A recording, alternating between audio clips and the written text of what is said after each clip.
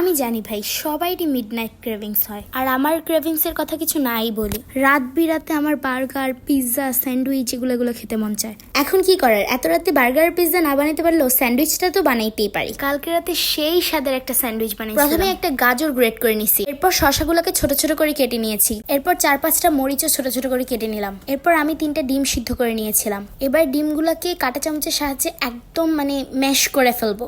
ডিমগুলো ম্যাশ করা হয়ে গেলে কেটে রাখা শসা, গাজর এগুলো দিয়ে দিচ্ছি।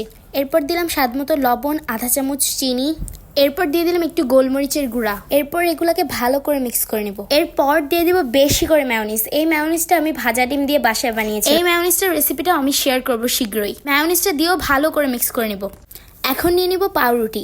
আপনারা চাইলে পাউরুটির সাইডের পার্টটুকু কেটে ফেলতে পারেন, কিন্তু আমি কাটিনি। এবার ব্রেডের মাঝখানে ফিলিংটা দিয়ে নিব। আমি এই ফিলিংটা একটু বেশি করে দিয়েছি, কারণ এটা বেশি করে দিলে খেতে স্যান্ডউইচটা বেশি মজা লাগে। এখন এটার উপরে আরেকটা ব্রেড দিয়ে দিব।